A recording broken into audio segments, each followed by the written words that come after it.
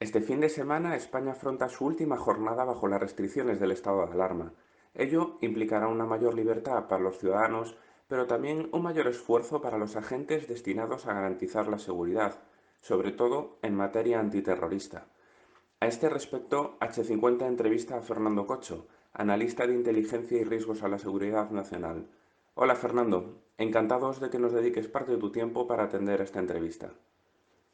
Hola, es un placer colaborar con H50 y difundir la cultura de defensa e inteligencia por vuestros medios.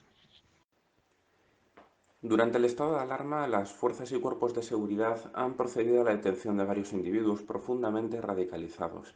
Algunos de ellos, como el terrorista detenido el pasado 2 de junio en Guadalix de la Sierra, que llegó a afirmar en publicaciones realizadas en sus redes sociales que el coronavirus era un castigo de Alá. ¿Cómo cree usted que ha afectado el confinamiento a la estrategia propagandística del Daesh? Bueno, yo creo que la estrategia de confinamiento ha afectado al Daesh como nos ha afectado a todos. En realidad no ha modificado su estrategia. El problema es que al igual que se ha ralentizado o paralizado el resto del mundo, pues también Daesh y toda su herramienta de captación como su difusión, sus tentáculos, pues han quedado también paralizados. Si bien es cierto que en estos momentos de pandemia y de enclaustramiento, confinamiento de las sociedades, los terroristas, los delincuentes, encuentran canales nuevos de difusión, canales nuevos de acceso a sus fuentes de información o a fuentes financieras. Por tanto, hay que esperar un poco para ver qué resultados han obtenido en virtud de los análisis que se hagan de la información que se obtenga en estos tiempos. Ya que, como sabemos, en inteligencia y en seguridad, solo a posteriori, cuando hemos recopilado información, se sabe cómo en su momento hicieron esos canales de distribución o de comunicación y después se analizan para intentar a la medida posible hacer prospectiva y prever o predecir los siguientes canales de distribución o captación o financiación de grupos terroristas o delictivos. Otra detención significativa fue la del pasado 8 de mayo, en un piso de Ciutat Bella, de Barcelona, cuando la Guardia Civil detenía a un camarero que se radicalizó cuando se quedó sin trabajo por el COVID. Era un joven de 34 años que llevaba 12 residiendo en España después de haber llegado a nuestro país de forma irregular. En 2018 consiguió el permiso de residencia y comenzó a trabajar en el sector de la hostelería. Llegó a afirmar a su mentor criminal días antes de su detención que se iba a convertir en una máquina de picar carne. ¿Se adapta a este perfil a la actual estrategia del grupo terrorista en España? En realidad, este hombre de Ciudad Bella no es que sea un perfil actual de la estrategia de Daesh o de la radicalización en España, sino que es el perfil propio de un radical o una persona que se ha radicalizado de manera individual, lo que erróneamente a veces se llama lobo solitario, pero lobo solitario es otra cosa. Pero sí es cierto que este individuo obedece a alguna de las indicadores o formas clásicas de caer en las redes de radicalización. Quedarse sin trabajo, quedarse sin empleo, quedarse en procesos de exclusión social, no ser comprendido por la sociedad o aceptado en la sociedad en la que vive, son los indicadores clásicos de un proceso de radicalización en cualquier sentido, ya sea ideológico, de derechas, de izquierdas, o ya sea en este caso religioso.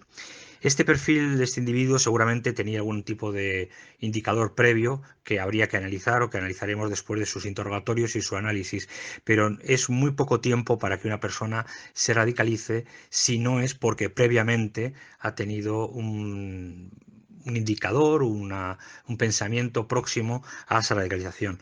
Y la gota que colma el vaso, evidentemente, es, en este caso, el confinamiento y la pérdida de empleo. ¿Es un perfil actual de estrategia? Bueno, es que hay muchas estrategias en estos momentos por el grupo terrorista en España y en el mundo. Y entre esas estrategias está buscar gente que sea adecuada o proclive o coadyuve a apoyar sus movimientos por algún motivo personal, en este caso económico, o del tipo ideológico o del tipo social. Y no despreciemos que los adolescentes que en estos momentos también han estado en confinamiento y han perdido el curso o tienen un curso irregular, también sean susceptibles de ser captados, si no de manera inmediata, sí de manera posterior, al cabo de un tiempo, por ser individuos en alto riesgo de exclusión social. cómo se realiza actualmente la conexión España-Siria para adoctrinar a los jóvenes yihadistas. Bueno, en estos momentos la conexión España-Siria para adoctrinar a los jóvenes no es la única. Hay otros tipos de conexiones y normalmente suelen ser vía Turquía, que es el enlace, o vía Doha, que es el enlace con el que se llega a Siria o se puede llegar a Siria de manera indirecta. Eh, la conexión no es solo con Siria, la conexión es con casi todos los países de la región, incluyendo países que tienen vuelos directos o tenían vuelos directos como por ejemplo Túnez. No olvidemos que muchos de los radicalizados en el Daesh provienen de ese país, provienen de Túnez, no solo provienen de Siria. El caso de Siria es un caso paradigmático porque tiene un montón de facciones, una cantidad de facciones importante que entre ellos discuten, pelean y a veces se alían contra Assad y otras veces se discuten y pelean entre ellos, pero lo que sí es cierto es que la conexión está clara. Hay algunos individuos que, so pena de la guerra, de conflicto en Siria, lo que hacen es aprovecharse de ese conflicto para hacer un modelo de penetración vía Siria hacia el continente europeo, ya sea vía Turquía o incluso vía países satélites de Rusia, que son más fáciles y más permeables a Europa.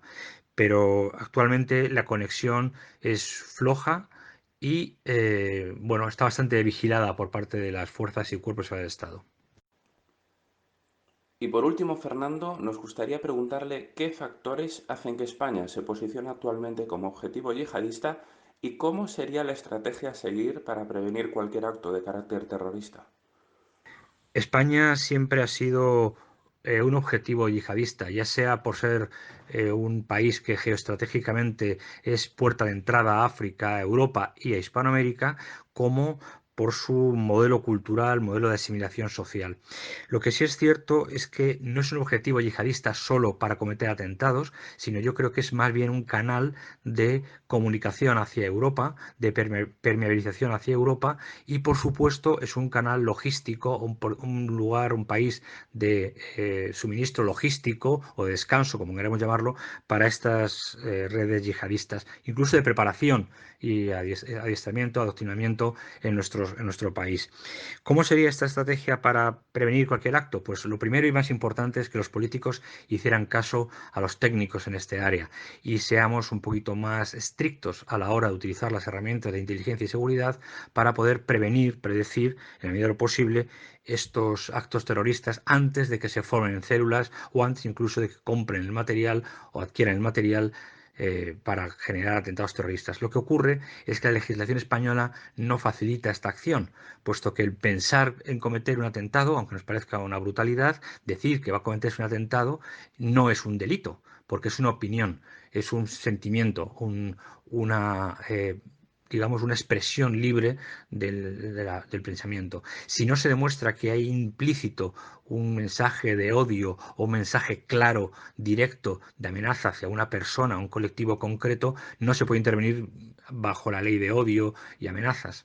Entonces es muy complicado. Yo puedo decir que quiero cometer un atentado y me gustaría cometer un atentado, pero si no hago nada más que hablar, pues entonces no me pueden detener ni me pueden poner teóricamente, no me pueden poner en alerta y en escucha, no me pueden interrogar, no pueden en teoría monitorizarme, en teoría digo.